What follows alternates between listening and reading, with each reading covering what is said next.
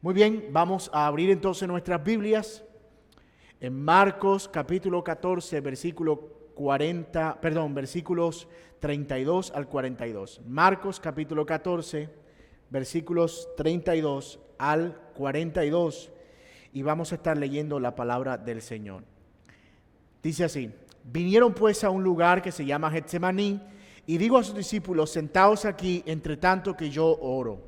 Y tomó consigo a Pedro, a Jacobo y a Juan, y comenzó a entristecerse y a angustiarse. Y les dijo: mi alma está muy triste hasta la muerte. Quedaos aquí y velad. Y yéndose un poco adelante, se postró en tierra y oró que si fuese posible pasase de él aquella hora. Y decía: Abba, Padre, todas las cosas son posibles para ti. Aparta de mí esta copa, mas no lo que yo quiero, sino lo que tú. Vino luego y los halló durmiendo, y dijo a Pedro: Simón, ¿duermes? ¿No has podido velar una hora? Velad y orad para que no entréis en tentación. El espíritu a la verdad está dispuesto, pero la carne es débil. Otra vez fue y oró diciendo las mismas palabras, y al volver otra vez los halló durmiendo, porque los ojos de ellos estaban cargados de sueño y no sabían qué responderle. Y vino la tercera vez y les dijo: dormid ya y descansad. Basta, la hora ha venido.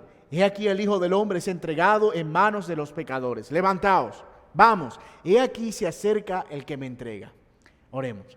Señor, te damos gracias por tu palabra y gracias por permitirnos llegar a este pasaje. Yo reconozco, Señor, que es un pasaje conmovedor, estremecedor, y, Señor, me siento tan indigno de predicar, Señor, especialmente este pasaje que vamos a predicar hoy. Pero, Señor, gracias porque lo dejaste allí como un testimonio de tu padecimiento, de tu sufrimiento y de lo que eso representa para nosotros. Señor, te damos la gloria y la honra por los siglos de los siglos. Amén. Y amén. ¿Qué harías si pudieras conocer el día exacto y la hora exacta en que vas a morir? ¿Cómo vivirías las últimas horas de vida? ¿A qué te dedicarías? Algunas personas dicen que si ellos supieran eso, tal vez se irían a un centro comercial y gastarían todo el dinero. Obviamente suponiendo que no estamos en cuarentena, ¿verdad? Otras personas dicen que tal vez reunirían a toda su familia y se despedirían de ellos. Pero, mis amados, nosotros vamos a hablar hoy especialmente de los acontecimientos que rodearon las horas antes de la muerte, de la cual ya Jesús tenía conocimiento, y del padecimiento horrible que Él llevaría sobre sus hombros. Y este es un pasaje tremendamente abrumador. Y como dije en la oración, vengo a Él con mucha reverencia y consciente de mi indignidad. Porque es un pasaje que nos revela la intimidad del Señor, su vulnerabilidad. Pero también, como dijimos, está aquí para mostrarnos y recordarnos el costo de nuestra redención. Así que vamos a abordarlo con mucho cuidado, vamos a ir también con mucho temor y temblor y vamos a acercarnos a Él con toda la reverencia. Para ponernos en contexto, después de la cena del Señor, si ustedes lo recuerdan, el Señor Jesucristo se reúne con sus discípulos y va camino hacia el huerto de los olivos. Y camino al huerto de los olivos, el Señor anuncia que sus discípulos le van a negar. Ya se había experimentado el hecho de que Judas había salido en plena cena a vender al Señor Jesucristo. Jesús anuncia luego tristemente que sus discípulos lo van a dejar. Y ahora, camino hacia el huerto de los olivos, hacia el monte de los olivos, el Señor está también llevando sobre sus hombros la carga de lo que representaría el padecimiento que estaba a punto de enfrentar. No se conoce exactamente la ubicación donde se desarrollaron estos acontecimientos. Se nos dice que era un huerto, un Getsemaní, que era una especie de prensa donde se metían las olivas para sacar el aceite, pero entendemos o suponemos que podía ser la propiedad de alguien dedicado a la extracción de aceite y que tal vez facilitó ese lugar para la oración, un lugar que seguramente Jesús ya había usado en otras ocasiones y que Judas seguro conocía muy bien. Recordemos además que ellos siguen estando dentro de Jerusalén porque durante los días de la Pascua no se podía salir. La celebración tenía que desarrollarse dentro de los muros de la ciudad de Jerusalén. Así que yo quiero que ustedes vean, se ubiquen geográficamente, ¿verdad? Jesús está en Jerusalén, allí está el huerto de los olivos, en la falda del monte de los olivos, el huerto de Getsemaní, y hacia allá va a subir el Señor a orar con su Padre. Así que yo quiero también que se imaginen este pasaje como si estuvieran en una montaña, ¿verdad? Y en la primera etapa ven a Jesús subiendo a la montaña, luego en el lugar donde Él se detiene allí, ora al Padre en gran angustia y luego regresa un poquito abajo a donde Él deja a sus discípulos para conversar con ellos. Así que vamos a ver ese pasaje, ¿verdad? Jesús subiendo, orando y luego regresando hasta donde están los discípulos, y esas escenas o esas ubicaciones geográficas son las que van a determinar nuestros tres encabezados en esta mañana. El primero de ellos, el camino de la aflicción, es decir, la aflicción que Jesús sufre mientras va subiendo. Luego vamos a ver la angustiosa oración, que es esa oración donde Él se somete a la voluntad del Padre allí en ese lugar a donde Él llega en el monte. Y luego vamos a ver una reiterada exhortación que Él da a los discípulos cuando baja de orar en donde está orando. Así que esos son nuestros tres encabezados: el camino de la aflicción, de los versículos 32 hasta el versículo 34.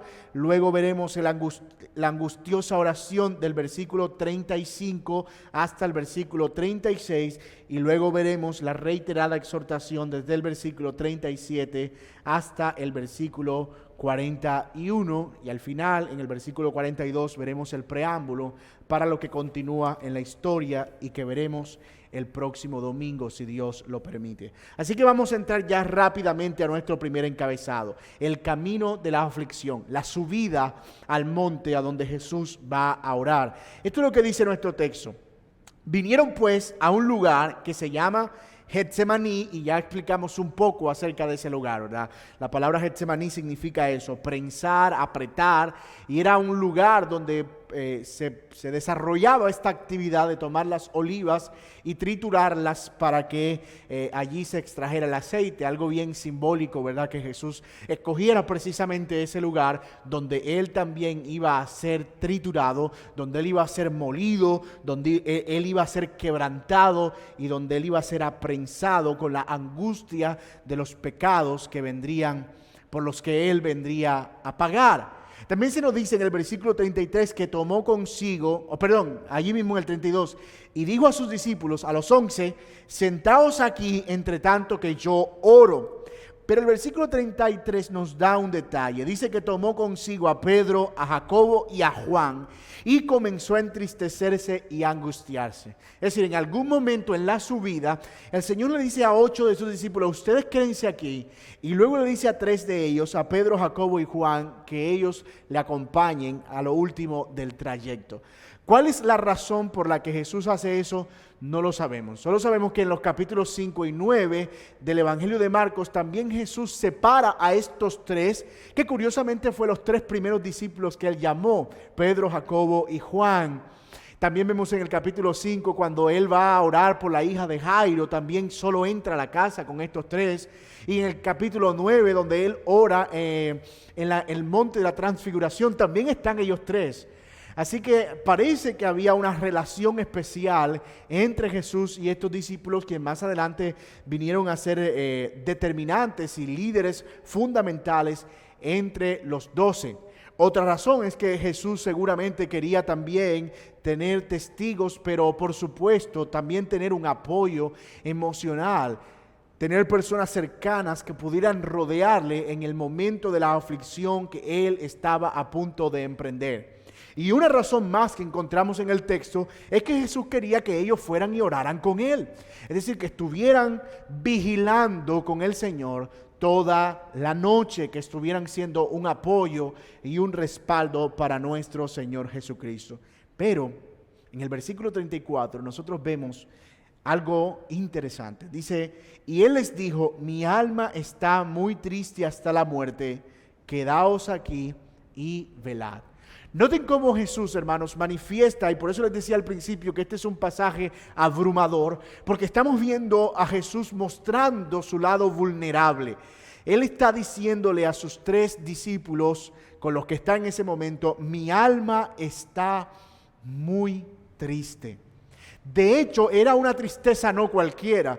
No era ese torugo en la garganta que nosotros sentimos a veces. No, mis amados, era una tristeza tan profunda que dice el Señor que era una tristeza como de muerte. Era una tristeza no que le estuviera haciendo desear la muerte como pasó con Jonás y Elías en algunas ocasiones, sino una tristeza causada por la muerte que él sabía que iba a experimentar.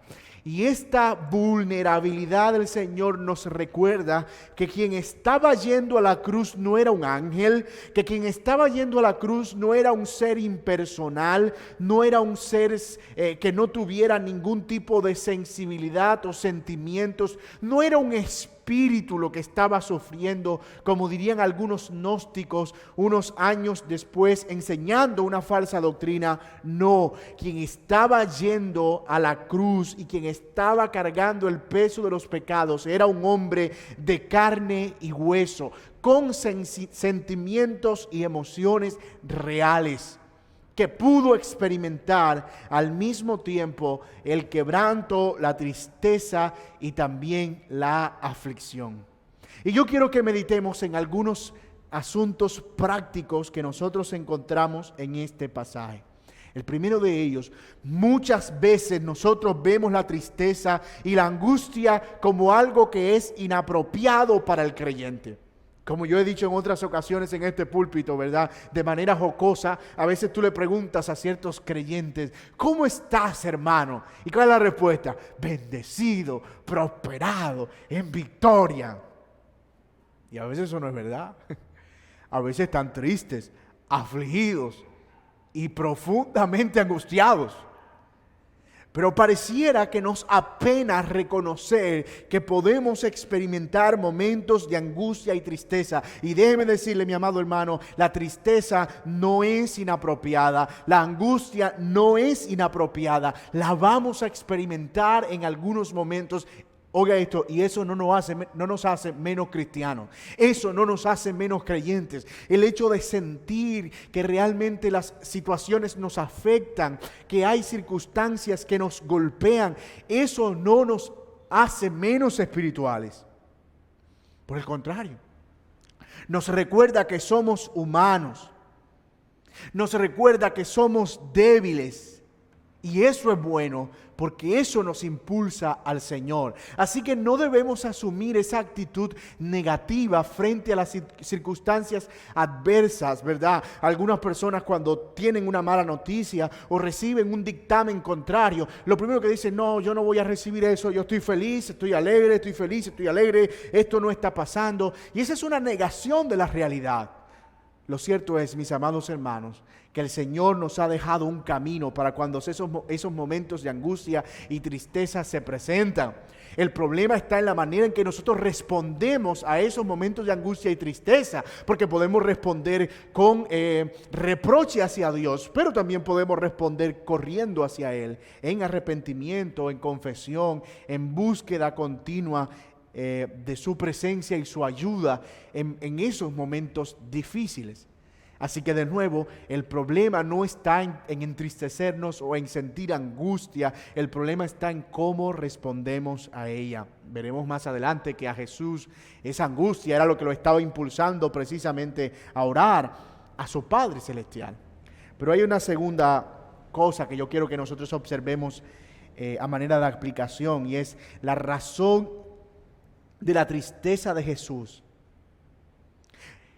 Es no solo lo que él está viviendo, sino las cosas que le habían pasado y también las que le iban a pasar. Jesús está profundamente triste porque uno de sus amigos con los que estuvo 3 años y medio lo abandonó. Jesús está triste porque sus discípulos también lo van a dejar.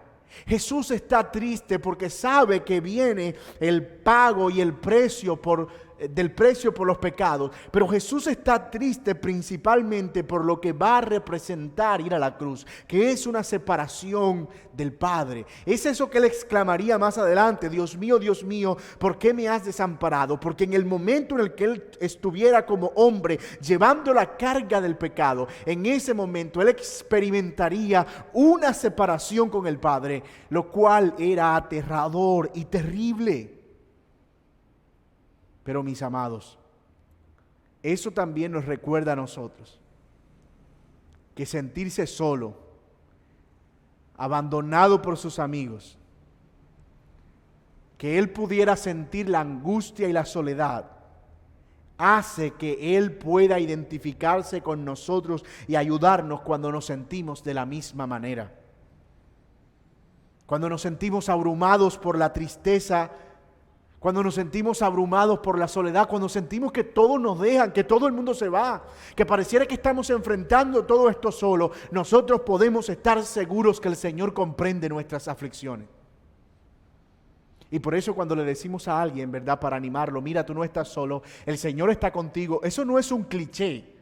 No le estamos diciendo eso solo como un placebo, como para que tirarle una palabrita allí para que él se consuele. No, mis amados hermanos, cuando nosotros sabemos que el Señor está con nosotros en nuestras soledades, en nuestras angustias, cuando experimentamos el abandono, el rechazo, cuando otros nos dan la espalda, eso es verdad, eso golpea.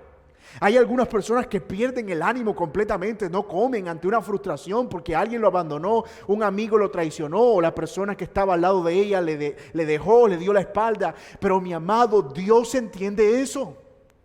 Especialmente en esta temporada, ¿verdad?, que algunas personas están sufriendo por la dificultad para poder ver a sus padres. Algunos no pueden viajar, están atrapados en otras ciudades, otros ni siquiera pueden salir de sus propias casas, y tal vez llegan a sentir que todo esto Dios lo desconoce y que Dios no tiene nada que ver con esto. Déjame decirte, no, el Señor sufrió en su propio cuerpo el abandono, la soledad y la tristeza por tener que ponerle el pecho a la brisa sin que nadie estuviera al lado de él. Nosotros muchas veces nos victimizamos, ¿verdad? Oh, yo estoy tan solo todo el tiempo, mi papá me dejaron desde pequeño, yo he sido huérfano, he trabajado desde los 12 años y tal, y esto y para acá. Sí, eso no te hace un superhéroe, mi hermano. Esa victimización es dañina. Es normal que sientas eso porque eres un humano, pero tú puedes correr al Señor, quien comprende perfectamente todo ese tipo de padecimientos. Y eso es bueno que lo recordemos. Otra cosa que no quiero dejar pasar por alto por nada del mundo es la manera en que Jesús nos muestra que Él tenía personas con las que compartía su sufrimiento. Jesús, el Hijo de Dios, tenía personas con las que compartía su sufrimiento, con los que hablaba de las cosas que sentía. Él sabía que ellos no podían librarlo de la muerte. Él sabía que Pedro, Juan y Jacobo no podían hacer nada para ayudarlos. Sin embargo, Él los llama y Él les dice: acompáñenme, caminen conmigo. Saben que estoy triste, muy triste hasta la muerte. Wow, hermanos, eran amigos con los que él compartía también su fragilidad. A veces nosotros pensamos que nuestras fuerzas podemos resolverlo todo y que nuestra fortaleza y nuestra firmeza y nuestra identidad está en que nadie sepa lo que yo estoy padeciendo. Entonces estamos molidos por dentro, pero por fuera estamos fuertes, estamos bien, ¿verdad? No pasa nada. Estamos en victoria. Pero hermano mío, si Jesús necesitó de personas con las que Él pudo compartir de sus aflicciones, de sus tristezas, de sus momentos difíciles, ¿tú quién eres? O sea, ¿tú crees que tú realmente no necesitas compartir con alguien y hablar con alguien? Y de nuevo, tú dirás, pero esa persona que me va a ayudar. Y te lo digo, ¿y qué podía hacer Pedro para librar a Jesús? O Juan, o nada. Pero cuando tú compartes eso, tú te estás mostrando como alguien que es frágil, como alguien que no puede resolverlo todo, como alguien que no tiene una solución para todas las cosas, sino que necesita ayuda. A veces todo lo que necesitamos es un hombro. Por eso dice la Biblia, sopórtense los unos a los otros. Y esa es una de las bendiciones de la iglesia, porque nos da la posibilidad de poder contar con hermanos fieles que están corriendo la misma carrera, con los que podemos sentarnos, mirarlos a los ojos y decirles, ¿sabes qué, hermano? Yo me siento destrozado, he estado desanimado, me siento frágil, me siento débil. Y yo te pregunto, hermano, ¿tú tienes esas personas? Si yo te pregunto ahora, ¿tú tienes a alguien en tu mente que tú dices, cuando yo me siento mal, yo corro donde fulano? Si tu respuesta es no, tú debes empezar a revisarte.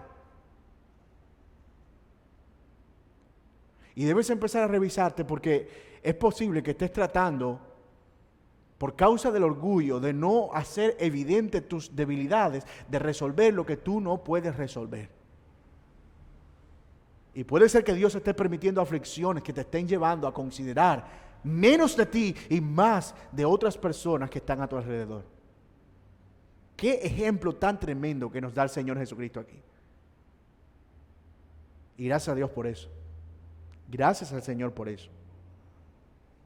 Ahora, mis amados, noten cómo esta aflicción del Señor Jesucristo lo lleva a Él a orar, a su Padre Celestial.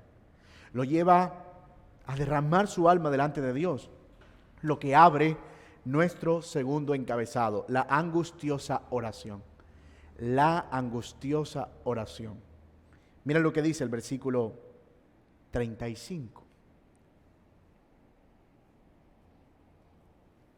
Yéndose un poco adelante, él sabía que tenía que enfrentar eso solo.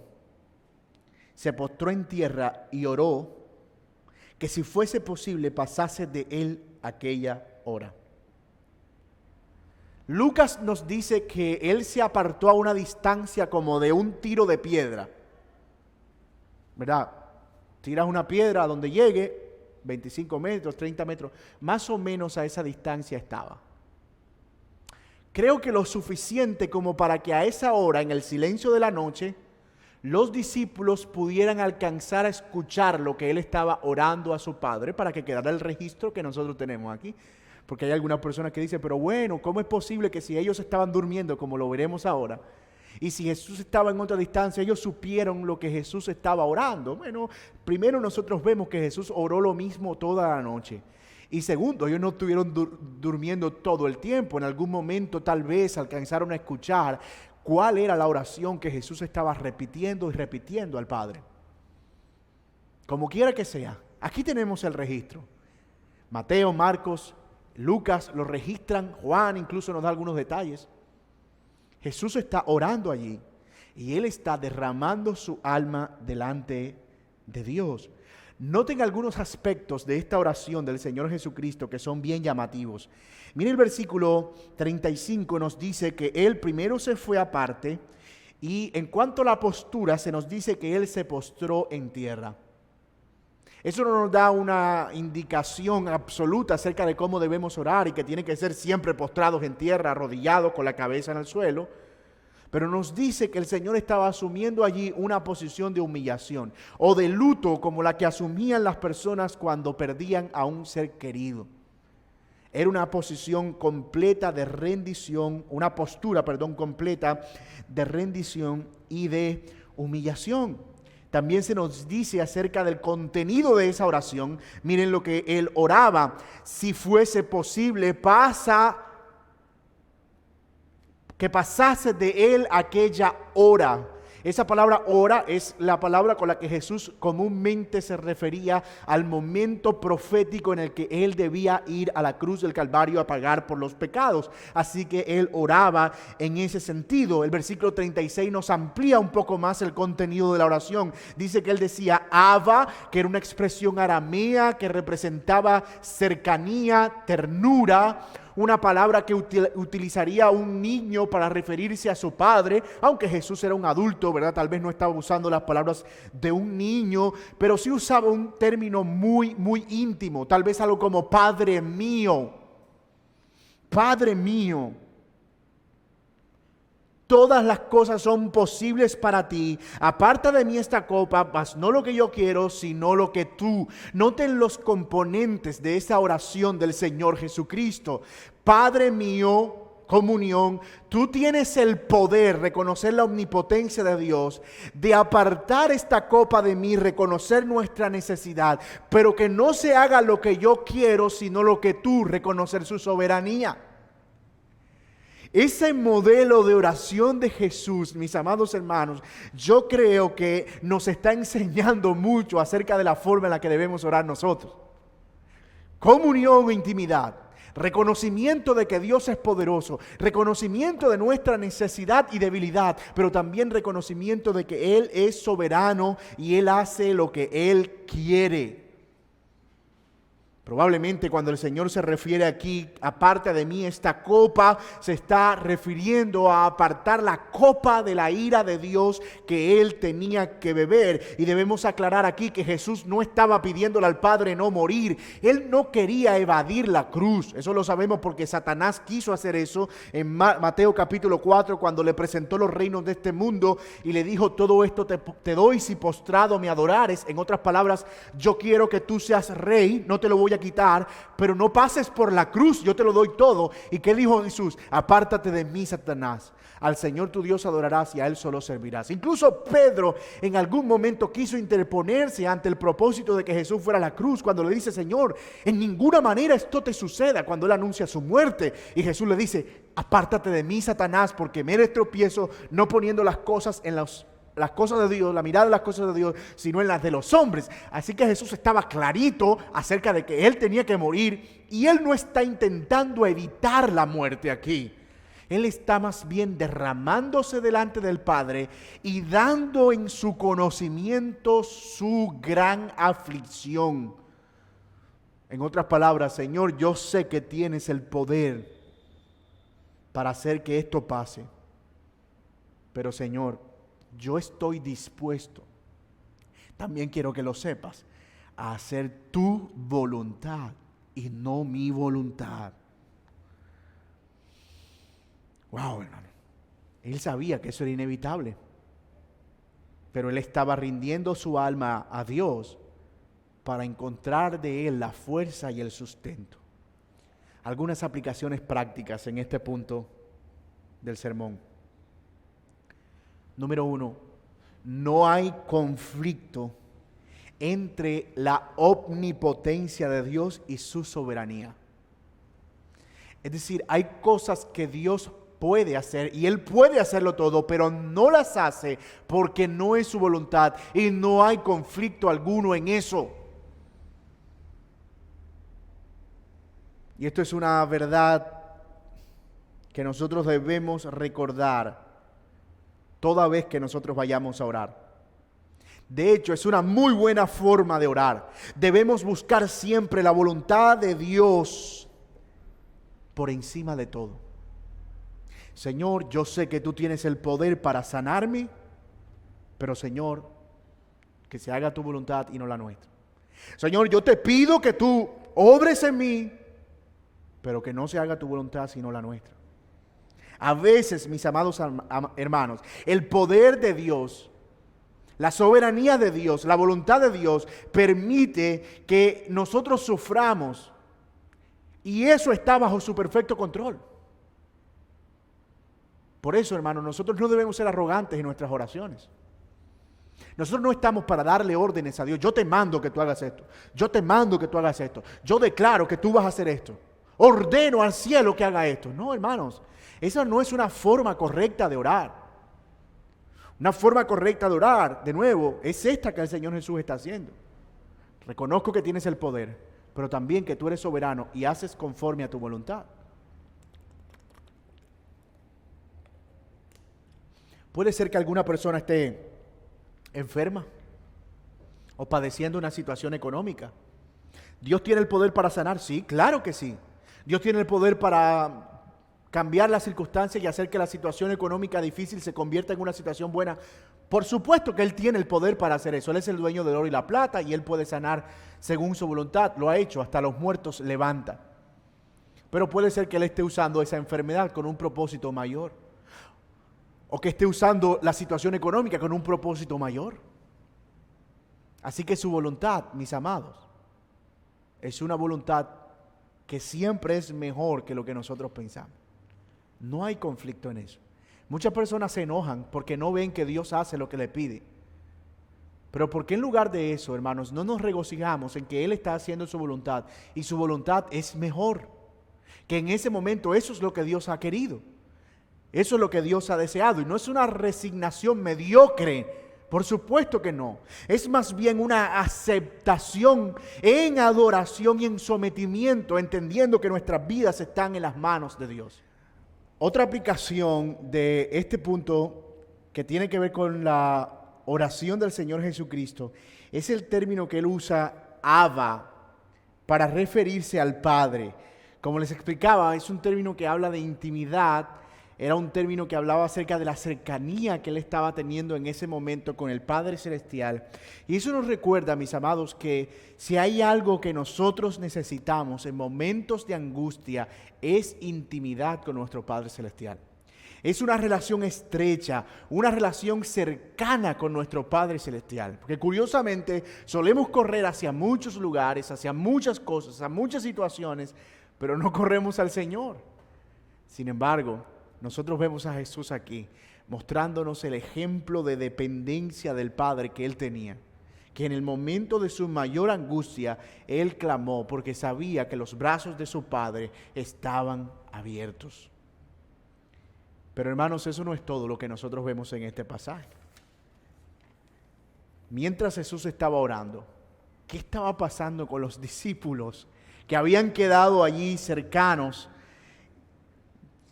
¿Qué estaba sucediendo con ellos mientras su maestro estaba debatiéndose en medio de la angustia, el dolor y la aflicción? Bueno, eso nos lleva a nuestro tercer y último encabezado. Miren el versículo 37. Vino luego, no sabemos cuánto tiempo pasó realmente, pero dice que Él los halló durmiendo y dijo a Pedro: Simón, ¿duermes?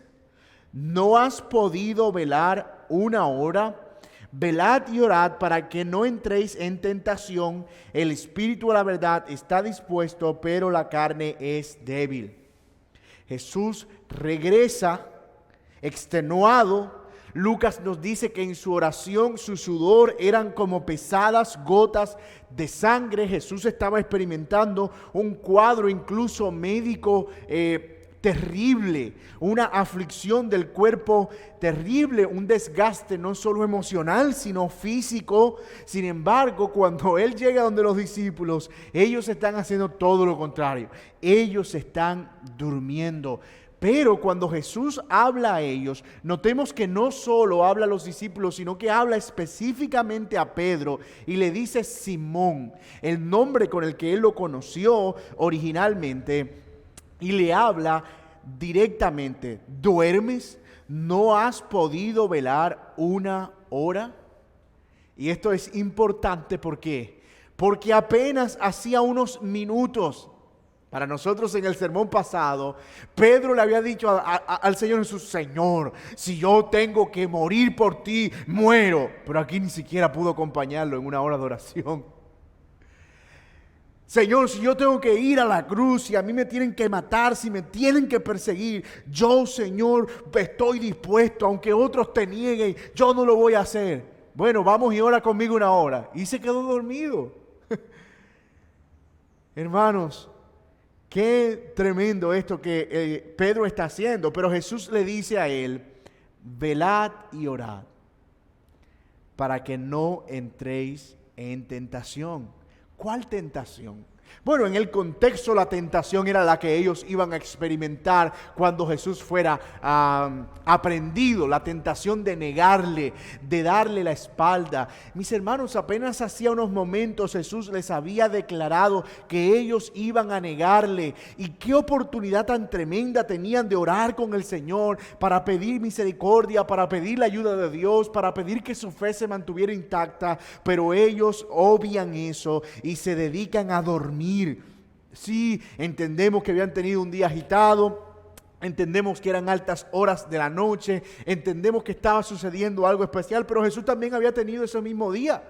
Jesús había pasado por las mismas cosas. Sin embargo, ellos estaban ni velando ni orando. Es decir, no estaban atentos a lo que podía estar sucediendo, no estaban percibiendo la realidad que los estaba rodeando. Y yo me temo, hermanos, que muchas veces nosotros somos afectados por esa somnolencia. Es decir, no somos conscientes del peligro que nos rodea, no somos conscientes de las cosas que están sucediendo, no estamos entendiendo los tiempos. Parecemos Jonás, que mientras el barco está golpeado por una fuerte tormenta, estamos nosotros durmiendo aparentemente tranquilos en el barco en lo profundo.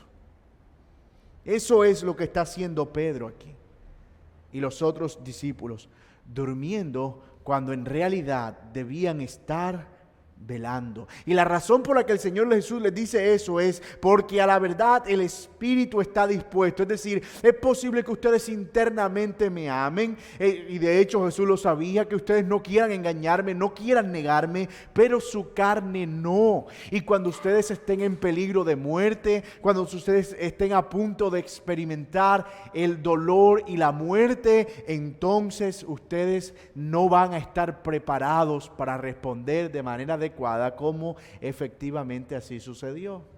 Y mi hermano, no fue ni una vez ni dos veces, sino 3 veces que el Señor Jesús va y vuelve, y cada vez que va y vuelve, ellos están dormidos. Eso es lo que dice nuestro texto. Otra vez, versículo 39, fue y oró diciendo las mismas palabras, y al volver otra vez los halló durmiendo, porque los ojos de ellos estaban cargados de sueño y no sabían qué responderle. Versículo 41, vino la tercera vez y les dijo, ¿saben qué? Duérmanse ya. Ya Jesús había peleado la batalla espiritual que estaba librando solo. Ya Dios había enviado a un ángel para fortalecerlo, porque físicamente ni siquiera podía mantenerse en pie. Jesús se los llevó a ellos para que fueran un apoyo, y ellos terminaron durmiéndose, y Jesús terminó librando esa batalla solo. Y yo creo que Jesús ya estaba entendiendo que de allí en adelante le tocaba solo. Lo que iba a enfrentar, lo iba a enfrentar solo. Y yo no sé, mi hermano, si alguna vez tú has pasado por una situación así, pero como que tienes personas con las que cuentas y las buscas y tratas de solucionar aquí y allá, y parece que como que todas las puertas empiezan a cerrarse, y como que cada vez estás más solo, porque tal vez en la voluntad de Dios está que enfrentes eso solo. Y que tengas que acarrear con eso, con ese sufrimiento solo. Por supuesto, Dios nos ha dejado, como mencionaba hace un momento, la posibilidad de poder compartir con otras personas, pero hay momentos en que esas personas no pueden hacer nada más que orar. Y yo creo que eso era todo lo que Jesús esperaba de sus discípulos, que oraran con Él, que pudieran acompañarlo en el momento de debilidad, que cuando la aflicción fuera fuerte, de modo que él no pudiera sostenerse en pie, ellos pudieran levantarle. Que así como Moisés estaba orando cuando Israel estaba peleando aquella batalla con Amalek, y Moisés levantaba las manos y se cansaban, y tenía a 2 personas que le ayudaban a levantarle las manos, Jesús esperaba que ellos fuesen eso para él. Pero al mismo tiempo entendía que era su propia lucha. Y por eso la tercera vez les dicen, ¿saben qué? Duérmanse. Ya, duérmanse. Ya no sabemos cuántas horas habían pasado, pero el Señor Jesús les está diciendo, basta, duérmanse, descansen. Y yo veo eso no como un regaño, lo noto como... Es una exhortación compasiva, creo yo. Como si el Señor comprendiera sus debilidades, como si el Señor comprendiera que ellos todavía no estaban listos para enfrentar todo lo que Él estaba enfrentando, que ellos tal vez más adelante iban a ser refinados y preparados por la obra del Espíritu Santo, y Jesús está comprendiendo eso. ¿Saben qué? Descansen, duerman. Pero ahí inmediatamente Jesús les dice a ellos, levántense, la hora ha venido, y aquí el Hijo del Hombre es entregado en manos de los pecadores. Levántense, vamos, he aquí se acerca el que me entrega. Esto hace que definitivamente el panorama se vea ahora sí cada vez más estrecho y oscuro. Aquella oración terminaría con el anuncio de que la hora, como Jesús se refería al momento de su muerte, ya había venido y que el Hijo del Hombre iba a ser entregado en manos de pecadores, tal como había sido anunciado desde el Antiguo Testamento. El momento crucial, el propósito por el cual el mundo había esperado por largos años, el propósito por el cual el plan eterno de Dios había sido diseñado, el propósito por el cual el Cordero que había sido inmolado antes de la fundación del mundo, ahora había llegado. Ya es el momento. Yo quiero pensar en algunas aplicaciones prácticas de esta actitud de los discípulos y la exhortación del Señor. Tal vez un par. Número 1, la oración, hermanos.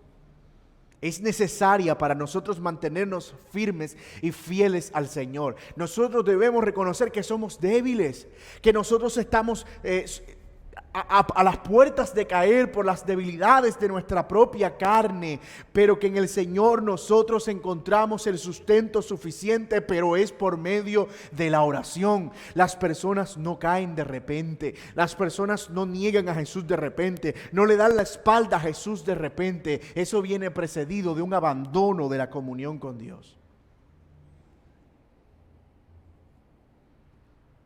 Y lo segundo, hermanos, es que hay algunas cosas que van a demandar nuestro sacrificio. Orar no es fácil.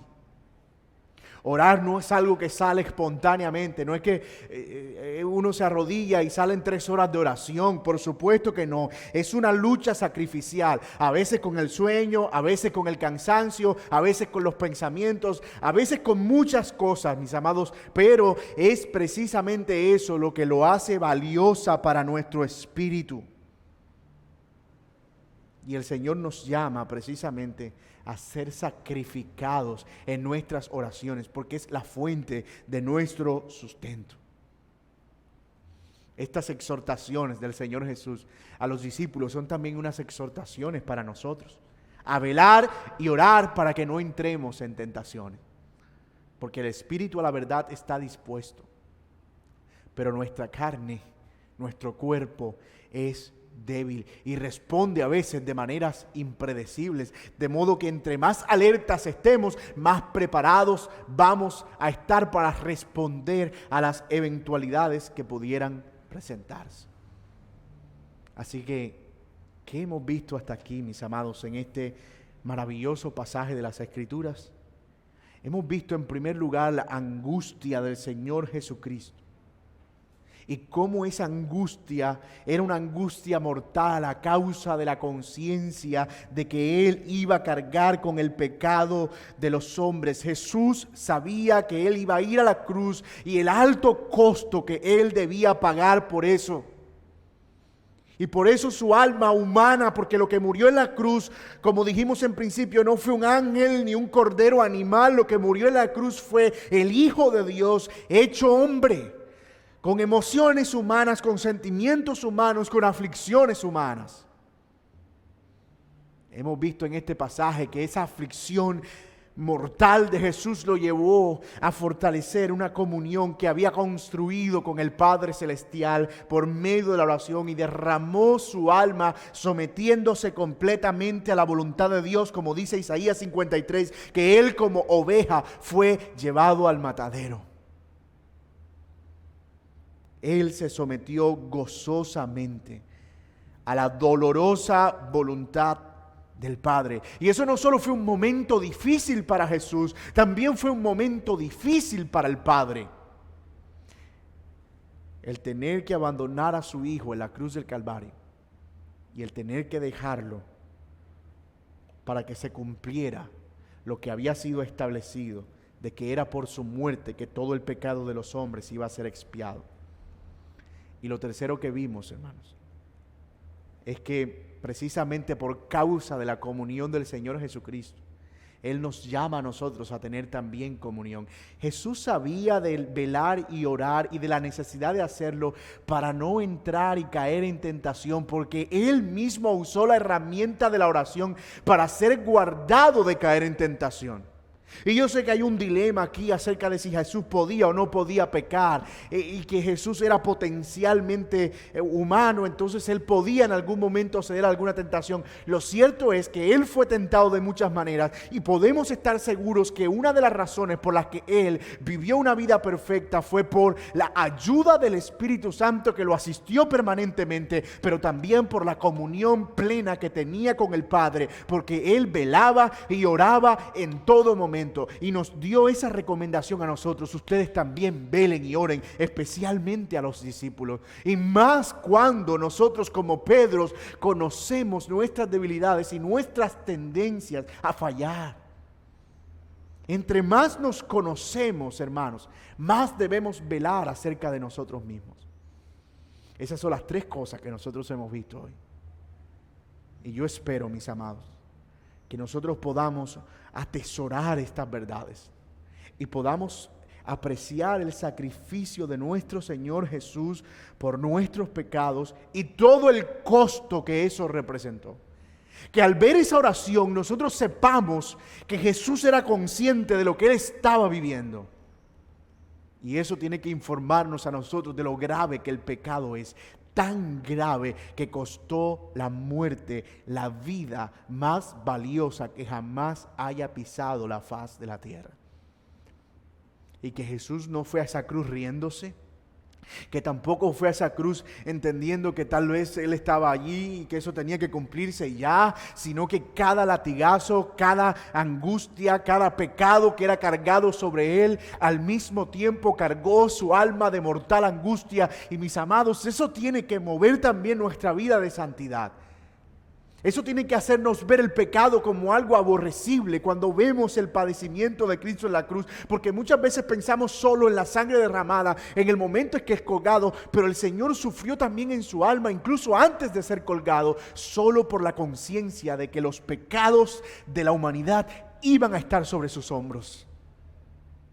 Era una pesada carga. Jesús fue molido, triturado por nuestros pecados, como una prensa que rompe las nueces para sacar el aceite. Nuestro Señor Jesucristo fue completamente aprensado, presionado en el huerto del Getsemaní, hasta que su sangre brotó de su cuerpo para redimir nuestra maldad. Y qué maravilla el Evangelio de nuestro Señor Jesucristo. Qué buena noticia para nosotros, porque eso nos recuerda que no hay culpa que no haya sido borrada, ni pecado que no haya sido perdonado, porque el alto costo que Jesús llevó es evidente, no solo aquí, sino en todos los evangelios tal como los leemos. Mis hermanos amados, que el Señor nos ayude a ver al Señor Jesucristo, su padecimiento y su sufrimiento, y que eso transforme también nuestra propia vida de comunión, de santidad, de oración, de velar y de estar siempre atentos, conociendo, intentando por todos los medios someternos a la voluntad del Padre, viviendo en dependencia de Él. Que el Señor nos ayude. Oremos. Padre nuestro, te damos gracias por tu palabra. Gracias por tu Hijo Jesucristo y por los padecimientos, cada uno de sus sufrimientos en la cruz. Gracias, Señor, porque al leer este pasaje nos sentimos, Señor, tan pequeños, tan indignos, tan insignificantes. Todo esto, Señor, tú tuviste que padecer por nosotros. Todo esto tuviste que sufrir por nuestras culpas. Nosotros no pudiéramos pagar nunca, Señor, ni la más mínima gota de sangre derramada por ti en la cruz del Calvario. Pero tú lo hiciste sometiéndote gozosamente a la voluntad del Padre para que nosotros pudiéramos ser perdonados. Oh Señor, muchas gracias por llevar nuestro pecado, nuestra maldad, nuestra aflicción. Gracias, Señor, por haber orado para someterte a la voluntad del Padre y por haber escogido el camino del dolor, Señor, para que nosotros no tuviéramos que pasar por él. Y gracias también, Señor, porque ese camino de dolor también te preparó, Señor, para que nosotros pudiéramos ser asistidos por ti cuando sufrimos y cuando somos también, Señor, atribulados y afligidos en esas mismas formas. Gracias por el sacrificio tuyo, Señor. Gracias por el perdón de nuestros pecados. Gracias por la vida eterna. Ayúdanos, Señor, a velar y a estar continuamente, Señor, con nuestros ojos abiertos. Nuestra carne es débil, nuestro cuerpo responde a los estímulos del pecado todavía y necesitamos, Señor, fortalecernos, estar atentos, hacer crecer nuestras vidas espirituales al mismo tiempo, Señor, que nos mantenemos alerta ante las acechanzas de esta vida pecaminosa. Te pedimos tu ayuda, Señor. En el nombre y los méritos de Cristo Jesús. Amén. Y amén.